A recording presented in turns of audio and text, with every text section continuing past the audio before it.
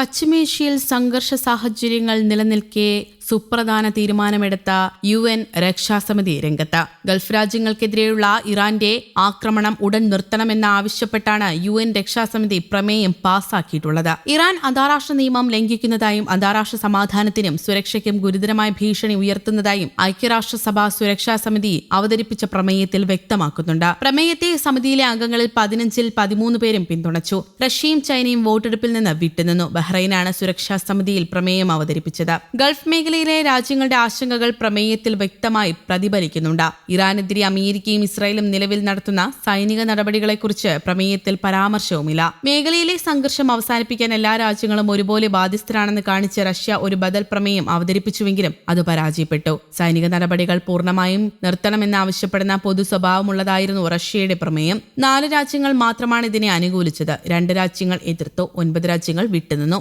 അതേസമയം UN രക്ഷാസമിതി പാസാക്കിയ പ്രമേയം പക്ഷാപാതപരവും രാഷ്ട്രീയ പ്രേരിതവുമാണെന്ന് ഇറാൻ പ്രതികരിച്ചു. ഏകപക്ഷീയമായ ഇത്തരം നീക്കങ്ങൾ മേഖലയിലെ പ്രശ്നങ്ങൾ പരിഹരിക്കാൻ സഹായിക്കില്ലെന്നും ഇറാൻ UN-ൽ വ്യക്തമാക്കി. ലോകത്തിലെ തന്നെ ഏറ്റവും പ്രധാനപ്പെട്ട എണ്ണ ഉൽപാദന കേന്ദ്രങ്ങളിലൊന്നായ ഷൈബ എണ്ണപ്പാടം ലക്ഷ്യമിട്ടെത്തിയ 9 ഡ്രോണുകൾ സൗദി പ്രതിരോധ സേന തകർത്തിരുന്നു. ഇതിനു പുറമെ ഖർജ് പട്ടണത്തിന് സമീപമുള്ള അമീർ സുൽത്താൻ എയർബേസ് ലക്ഷ്യമാക്കി തൊടുത്തുവിട്ട 6 ബാലിസ്റ്റിക് മിസൈലുകളെയും പ്രതിരോധ സംവിധാനം വിജയകരമായി തടഞ്ഞു. കിഴക്കൻ പ്രവിശ്യയെ ലക്ഷ്യം വെച്ചെത്തിയ 8 ഡ്രോണുകളും 1 ബാലിസ്റ്റിക് മിസൈലും, അൽ ഖർജ് മേഖലയിൽ എത്തിയ 5 ഡ്രോണുകളും, ഹഫർ അൽ ബാത്തിനിൽ എത്തിയ 2 ഡ്രോണുകളും നശിപ്പിച്ചവയിൽ ഉൾപ്പെടുന്നു. കഴിഞ്ഞ 48 മണിക്കൂറിനുള്ളിൽ മാത്രം റുബ് അൽ ഖാലി, കിഴക്കൻ അൽ ജൌഫ്, അൽ ഖർജ് എന്നിവിടങ്ങളിലായി 15-ലധികം ഡ്രോണുകളെയും 1 ബാലിസ്റ്റിക് മിസൈലിനെയും സൈന്യം നിർവീര്യമാക്കി. തുടർച്ചയായി 12-ാം ദിനവും UAE-യിൽ ആക്രമണം ഇറാൻ നടത്തിയിരുന്നു. ബുധനാഴ്ച ദുബായ് വിമാനത്താവളത്തിന് സമീപം 2 ഡ്രോണുകൾ പതിച്ച് ഇന്ത്യക്കാരൻ ഉൾപ്പെടെ 4 പ്രവാസികൾക്ക് പരിക്കേറ്റതായി റിപ്പോർട്ടുകൾ പുറത്തു വന്നിരുന്നു. ബുധനാഴ്ച രാവിലെയായിരുന്നു സംഭവം.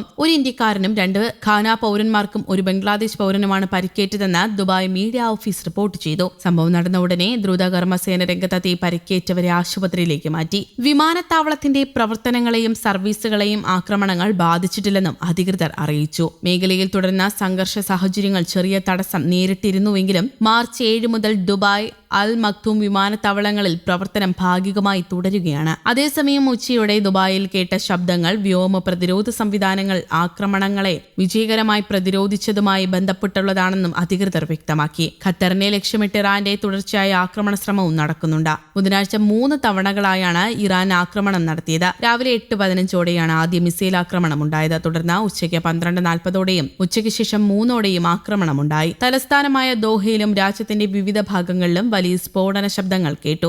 എല്ലാ മിസൈൽ ആക്രമണങ്ങളെയും സായുധ സേന വിജയകരമായി തകർത്തതായി പ്രതിരോധ മന്ത്രാലയം അറിയിച്ചു. അതേസമയം മേഖലയിലെ സൈനിക സംഘർഷങ്ങൾ തുടരുന്നതിനിടെ ചൈനീസ് വിദേശകാര്യമന്ത്രി വാങ് യി ഖത്തർ പ്രധാനമന്ത്രി Sheikh Mohammed bin Abdulrahman bin Jassim Al താനിയുമായി ഫോണിൽ ആശയവിനിമയം നടത്തി. ഹോർമൂസ് കടലിടുക്ക് വഴിയുള്ള ഊർജ്ജ വിതരണം തടസ്സമില്ലാതെ നടക്കുന്നുണ്ടെന്ന് ഉറപ്പാക്കാൻ ആഗോളതലത്തിൽ ഇടപെടൽ വേണമെന്ന് വിദേശകാര്യ സഹമന്ത്രി മുഹമ്മദ് ബിൻ അബ്ദുൽ അസീസ് അൽ ഖുലൈഫി ആവശ്യപ്പെട്ടു. കുവൈത്തിനെ ലക്ഷ്യമിട്ട 8 ഡ്രോണുകൾ ബുധനാഴ്ച വെടിവെച്ചിട്ടതായി കുവൈത്ത് നാഷണൽ ഗാർഡ് വക്താവ് വ്യക്തമാക്കി. ബാഹ്യഭീഷണികളിൽ നിന്ന് രാജ്യത്തെയും സുപ്രധാന സ്ഥലങ്ങളും സംരക്ഷിക്കുന്നത് സായുധ സേന തുടരുകയാണെന്നും ബ്രിഗേഡിയൻ പറഞ്ഞു. ആക്രമണത്തിൽ നാശനഷ്ടങ്ങളൊന്നും റിപ്പോർട്ട് ചെയ്തിട്ടില്ല.